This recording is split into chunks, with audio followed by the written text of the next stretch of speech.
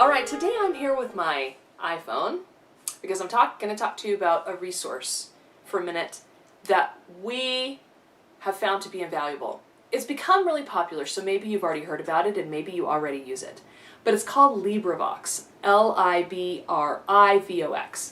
When you put it in your phone, when you choose it in the App Store, whether you've got an iPhone or whatever kind of phone, and I do believe that you can find it on the internet and use it virtually on anything that takes any device that you can get internet on, I believe you can use it on.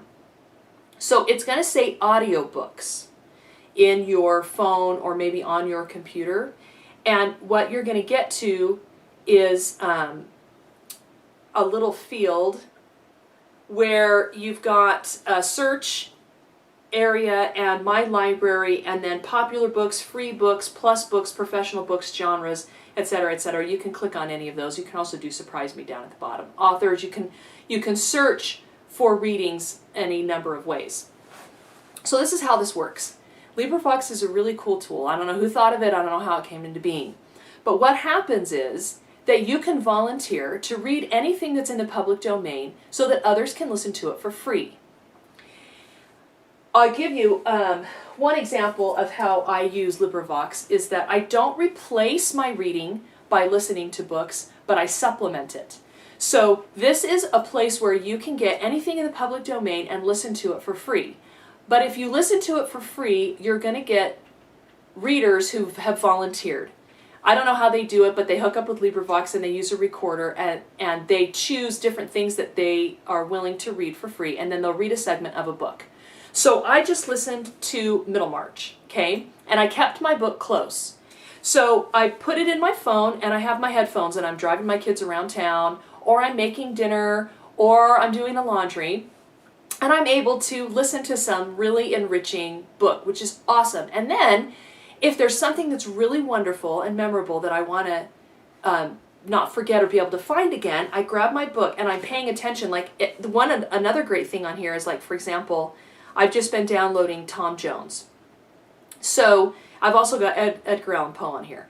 So right here it tells me I'm part 4. Against his suffering her to conceal the father of the child. Sorry.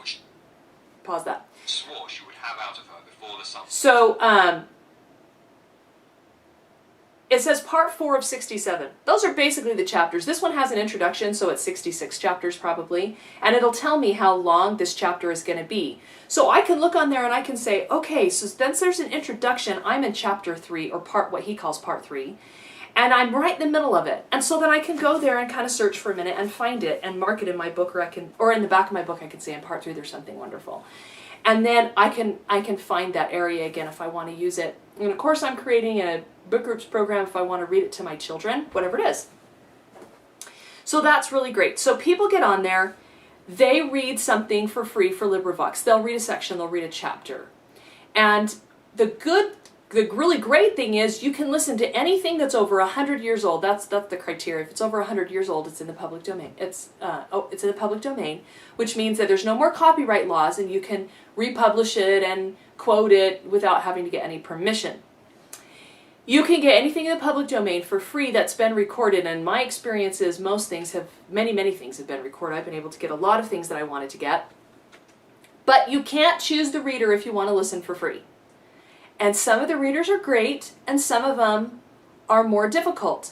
In the Middlemarch, I've wondered sometimes if maybe people are practicing their English in order to do these, they do these to practice their, they're learning English or whatever it is. I don't know what it is. They don't really have any criteria that way, and sometimes they can have accents, or sometimes I've had readers that are just so painfully slow. Another nice thing on here is that there's this little, sorry, every time I click on that it starts playing. If you click on this little clock down here, you can speed it up. So when I've had really slow readers, I've been able to speed them up, and as long as they're still understandable, you can listen to the book at a faster speed. So sometimes you can control that and you can make it so it's easier to listen to them, and sometimes it's just kind of painful and you just need to get to the next chapter and hope it's a different reader.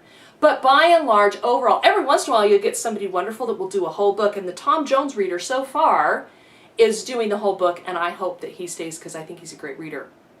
If you want to pay a little bit, and it's like $1 or $2 or $3, you can get better readers that they've paid something or something, and know that you'll have a better quality reading of the one that you're reading. So you put it on your phone, you put it in your computer, you can run it through, like I could run it through my car, through my iPhone, and listen to it in the car with my children. I could download like Princess and Curdy's in the public domain or something cool like that. And then I can put it on my phone and put it in the car, and every time we go in the car, we can listen to it. It will also pause it wherever you are. So if you want to pause it, you'll come right back to it as soon as you click on it like you saw. It starts playing again exactly where I was. It's easy. You just drag the little thing to fast forward or rewind. You click the little arrows to go forward chapters or back. It's really, really easy to navigate. And it's wonderful because you can listen to almost anything, and you're not as dependent on your library having something you really want to listen to. And since we're all about classics and we think classics are wonderful, and classics don't have to be old, but lots of times they are, then this is a place where you can get it immediately. Like I said, you can also pay to have a better reader, and you can quick search by author if you want to read everything by a certain author or whatever it is. And again, I recommend that you don't let it replace looking in the book, marking up your book, being able to find things in the future. But if you're just busy like I am and there's more that you want to read and experience and you just don't have time, this is the perfect way, I think, to do that. It's a perfect way to listen to things on your commute. I listen to things while I'm exercising, and there's all kinds of variety. You're going to find a lot of novels, you're going to find some poetry, you're going to find some speeches and essays. Great, great stuff. So, again, in your phone or on your device, it's going to say audiobooks, but when you search it, you're going to want to look for LibriVox. You're going to download it, and then one other little tip, when we first started using it, if you're downloading it into a phone or a device, then it's going to use up a lot of your internet time. What's it called? Your internet bandwidth. Yeah, your bandwidth. Whatever you're paying for. Like on my phone, I have 200.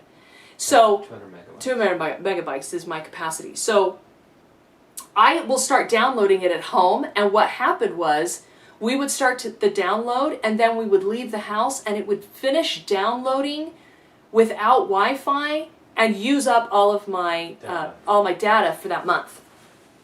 And so that was horrible, because then I didn't have any data, or I was paying extra money just because I was downloading a book. So go into your device, especially if you're using it on a phone, and make sure to tell it that you only download in Wi-Fi. You can enable it that way so that it will only download when you're on Wi-Fi, so it doesn't use up your data.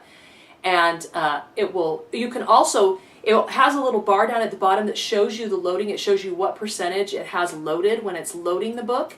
If you click on play free version, then it will automatically start loading and playing for you. And you can also pause that. So you can pause that when you go somewhere else, but you can also enable it so that it will only download when you're on Wi-Fi. And that's definitely what you want to do. Also, if you're getting really chunky books like I have sometimes, Tom Jones is really big, Middlemarch is really big, well, then you're not going to be able to have very many books in it at once, but you can edit them and delete them when you're done listening to them and put a new one on. So it's really, really great. We love it. We use it all the time. Our kids listen to books with it. We put it in our iHome and listen. We can put it in the car and listen. I can run around with my headphones doing housework or whatever I'm doing and listen to really wonderful books. So we highly recommend it. LibriVox, get it and enjoy, and we will see you next time.